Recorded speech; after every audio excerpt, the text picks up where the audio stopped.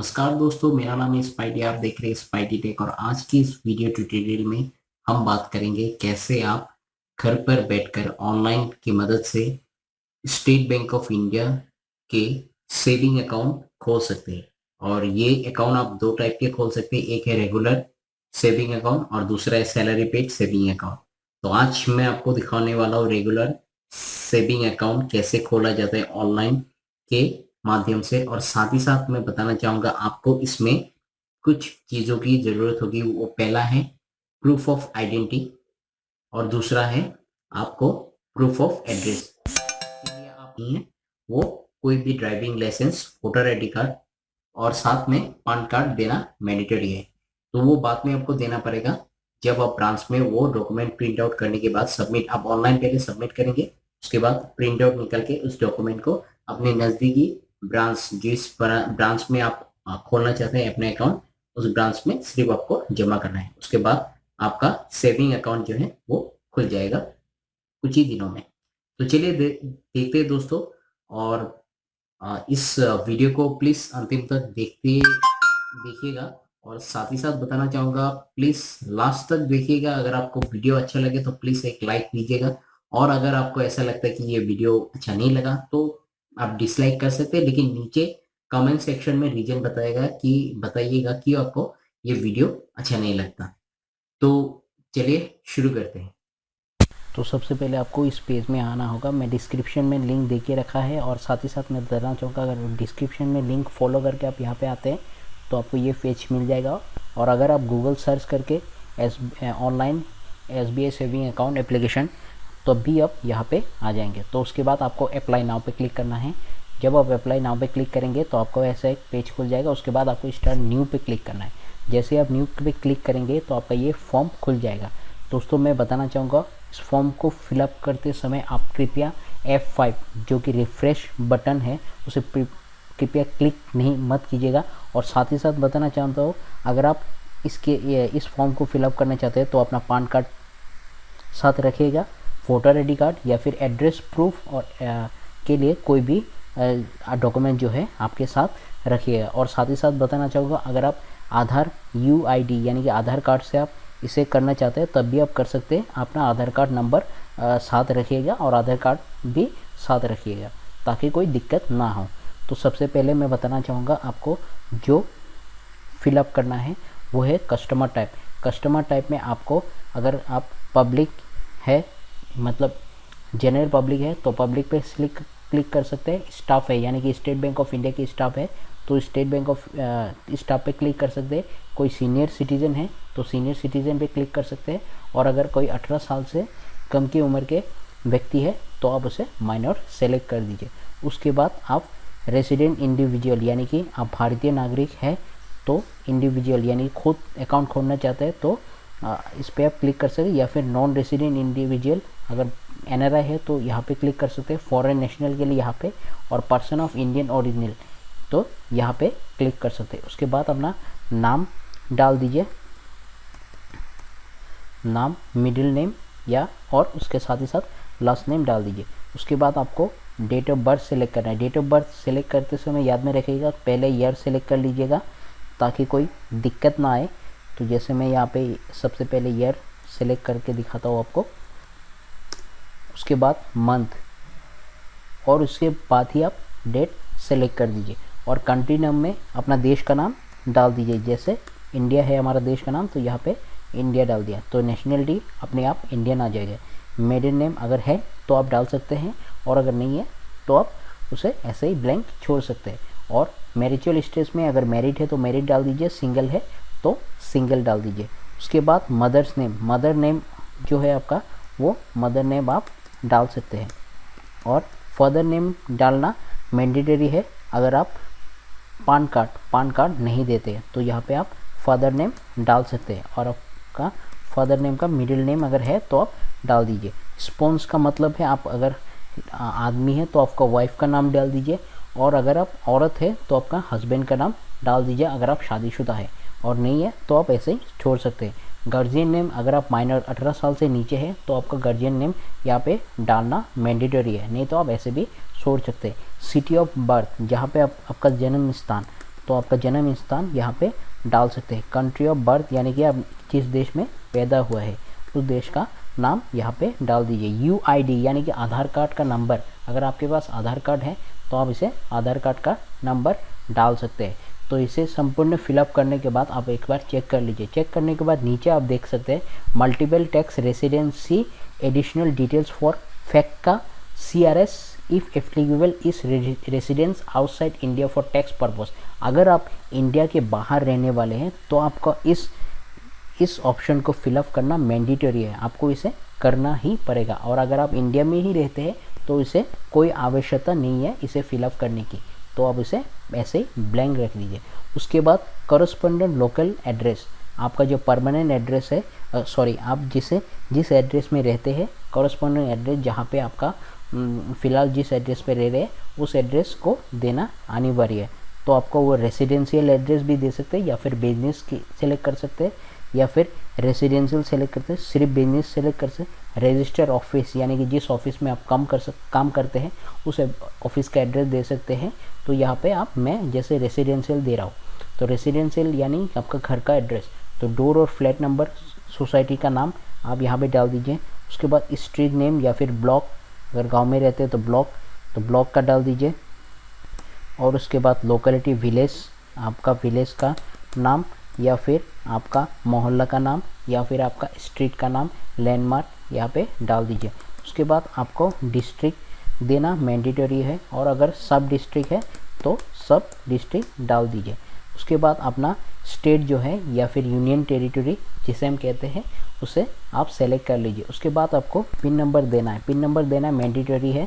और फिर आपको सिटी सेलेक्ट करना है, सिटी आपको सेलेक्ट करना भी मैंडेटरी है।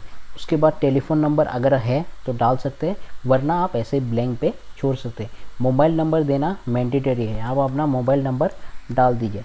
डाल देने के बाद आपको री एंटर करना है यहाँ पे आपका मोबाइल नंबर, तो यहाँ पे री एंटर कर दीजिए आप। तो उसके बाद आपका अगर ईमेल एड्रेस है तो यहाँ पे ईमेल एड्रेस डाल दीजिए, अगर नहीं है तो आप ऐसे ही छोड़ सकते हैं, ईमेल एड्रेस डालना मैंडेटरी नहीं है। तो उसके बाद अपना कंट्री नेम जो है वो आप इसे यहाँ पे लिख लीजिए, जैसे इंडिया है हमारा कंट्री का नाम तो हम यहाँ पे इंडिया लिखने हैं। उसके बाद परमानेंट एड्रेस और रेसिडेंशियल कॉरस्पॉन्डिंग एड्रेस अगर आपका सेम है तो आप इसे येस डाल दीजिए। और अगर नहीं आपका अलग है, कॉरस्पॉन्डिंग एड्रेस और परमानेंट एड्रेस अलग अलग है, तो जो आपका परमानेंट एड्रेस है वहाँ पे ऐसे फिर से आप फिलअप कर लीजिए। और साथ ही साथ नीचे आप देख सकते हैं आपका यहाँ पे लिखा आया है address in the jurisdiction details where the application is resident out of India for tax purpose। अगर आप इंडिया के बाहर है तो आपको ये एड्रेस फिलअप करना मैंडेटरी है, अगर आप इंडिया के बाहर रहते हैं, कोई NRI है या फिर फॉरेनर है, ठीक है। अगर आप इंडियन हैं तो इसे आपको कोई फिलअप करने की कोई आवश्यकता नहीं है। उसके बाद यहाँ पे जो कोड है उस कोड को यानी कि कैप्चर जो है उसे फिलअप करना है, सेम रखना है। उसके बाद प्रोसीड पे क्लिक करना है, ठीक है। जब भी आपका प्रोसीड पे क्लिक करेंगे तो आपका जो दूसरा पेज है वहाँ पे आप चले जाएंगे। तो फिलहाल मैं इसे अच्छी तरह से जल्दी फिलअप कर लेता हूँ ताकि मैं दूसरे पेज पे जा सकूँ। सबमिट करने के बाद उसके बाद सेव एंड प्रोसीड पे आप क्लिक कर दीजिए। जैसे ही आप सेव एंड प्रोसीड पे क्लिक करेंगे तो एडिशनल डिटेल्स पे आप आ जाएंगे, यानी कि दूसरे टैब पे आप आ जाएंगे। और एक बात मैं आपको बताना चाहूँगा, फर्दर प्रोसेस अगर फिलअप करते हुए आपका कुछ गड़बड़ होता है तो उसकी फर्दर प्रोसेस के लिए आप इसे टेम्पररी जो नंबर है, टेम्पररी रेफरेंस नंबर है, इसे आप कॉपी करके अपने नोटपैड पे आप लिख कर रख सकते हैं या फिर कहीं पे सेव करके आप रख सकते हैं। जो यहाँ पे मैं नोटपैड पे ये सेव करके रख रहा हूँ ताकि बाद में कुछ असुविधा होने पर मैं फिर से खोल सकता हूँ। तो पहले जो है ऊपर में एडिशनल डिटेल्स व्हेरेवर एप्लीकेबल, तो रिलीजियंस आप सेलेक्ट कर लीजिए, जो आपका रिलीजियंस है, हिंदू, मुस्लिम, क्रिश्चियन, सिख, अदर्स, कोई भी रिलीजियंस है आप उसे सेलेक्ट कर लीजिए। कैटेगरी यानी कि जनरल, OBC, SC, ST, कोई जो कैटेगरी के आप हैं वो सेलेक्ट कर लीजिए। एजुकेशनल क्वालिफिकेशन सेलेक्ट कर लीजिए, जो आपका एजुकेशनल क्वालिफिकेशन है। तो उसके बाद आप ऑक्यूपेशन सेलेक्ट कर लीजिए, बिजनेसमैन है, सर्विसमैन है, नॉट कैटेगराइज, अदर डाल के, अगर अदर्स है तो आप यहाँ पे अदर डाल के professional, retired, housewife, student, self employed आप यहाँ पे दे सकते हैं।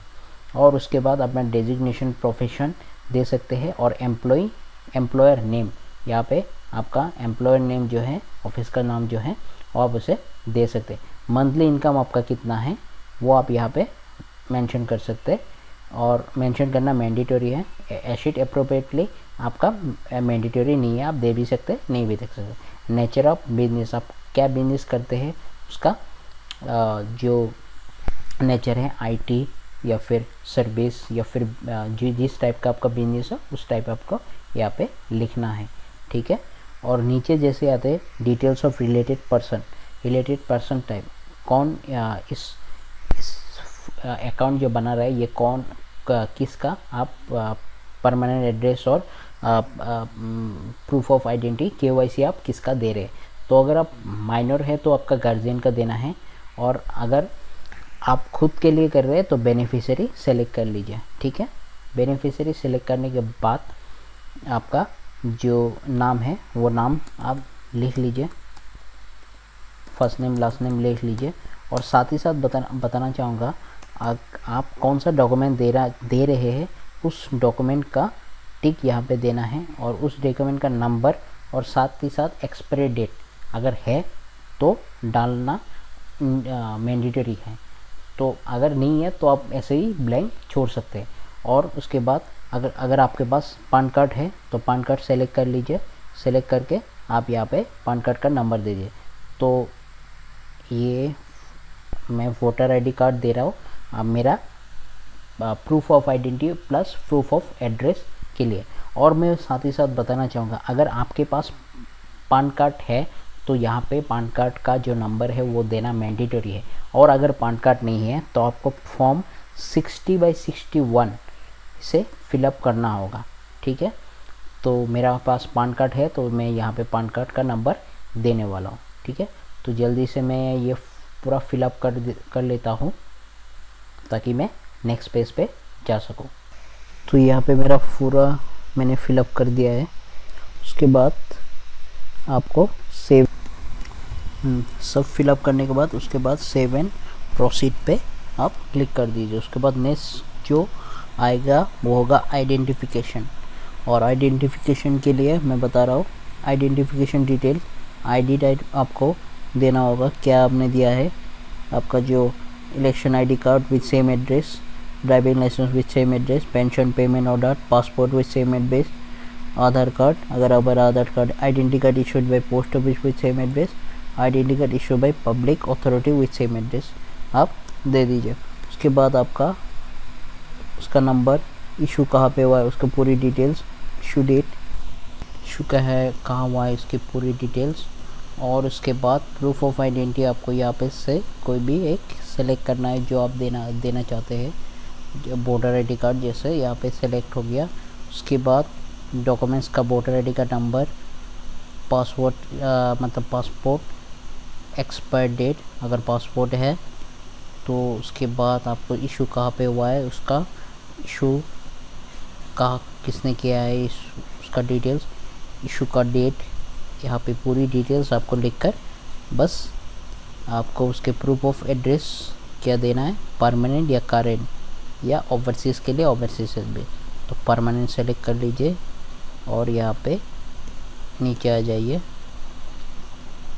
और आपका अगर डिटेल्स ऑफ अदर बैंक है इन आवर बैंक, अगर आपका स्टेट बैंक ऑफ इंडिया का अगर कोई दूसरा ब्रांच पे अकाउंट है तो उसकी पूरी डिटेल्स यहाँ पे आपको फिलअप करना है। फिलअप करने के बाद आपको सेव एंड प्रोसीड करना है। तो मैं जल्दी यहाँ पे फिलअप करके कर लेता हूँ। उसके बाद जैसे आप सेव एंड प्रोसीड पे क्लिक करेंगे तो आपको वहाँ पे आ जाएगा do you want to add another applicant. उसके बाद आपको नो करना है, नो करने के बाद प्रोसीड करना है। तो जैसे ही आप प्रोसीड करेंगे तो आपका ये प्रोसीड हो जाएगा। उसके बाद आपको क्या करना है, आपको with cheque and debit card चाहिए या फिर with chequebook and without debit card चाहिए, with debit card without chequebook, तो जो चाहिए आप यहाँ पे क्लिक कर सेलेक्ट कर लीजिए। तो उसके बाद आपको सेलेक्ट करना है का फर्स्ट सोलो एप्लीकेंट, ठीक है। फर्स्ट सोलो एप्लीकेंट का नाम यहाँ पे देना है। तो आपको यहाँ पे जो आपका नाम, आपका टेम्परेरली रेफरेंस नंबर जो आपने सेव किया था वो डालना है। वो डालने के बाद आप जैसे ही नीचे क्लिक करेंगे तो आपका ऑटोमेटिकली यहाँ पे नाम आ जाएगा। उसके बाद आपको ब्रांच कोड सेलेक्ट करना, ब्रांच का कोड सेलेक्ट करें या फिर ब्रांच का नाम जानने के लिए, ब्रांच का नाम और साथ ही साथ कोड जानने के लिए जस्ट आप यहाँ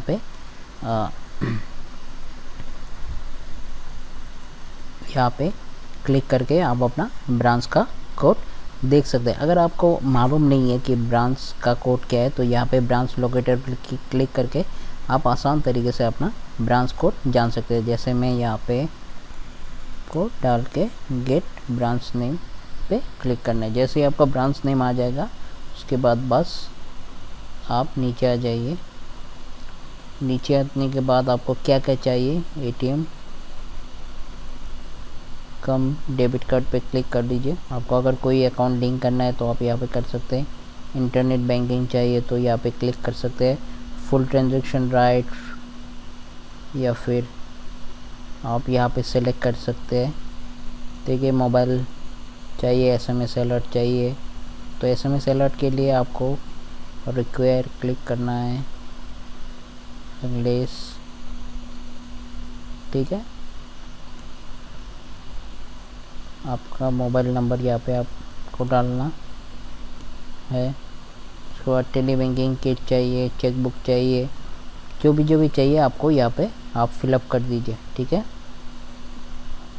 और उसके बाद आपको नीचे आना है, नीचे एकदम नीचे जाना है। ये सिर्फ आपका क्रेडिट कार्ड के लिए, अगर आप क्रेडिट कार्ड लेना चाहते हैं तो आपको ये फिलअप करना होगा। अगर नहीं लेना चाहते जो जस्ट ब्लैंक रख दीजिए। फिर आपको mode of operation for single account, अगर आप सेल्फ अकाउंट सिर्फ एक अकाउंट चाहते हैं तो यहाँ पे सिंगल अकाउंट क्लिक करके आप प्रोसीड पे नहीं चाहिए। बस ये आपका रेफरेंस नंबर फिर से आ गया, उसको आप सेव करके रख सकते हैं।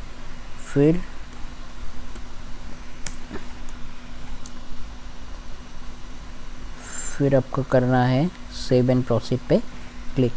जैसे आप सेव एंड प्रोसीड पे क्लिक करेंगे तो आपका यहाँ आ जाएगा do you want to nominate any person. अगर आप नॉमिनी करना चाहते हैं तो फिलअप कर लीजिए।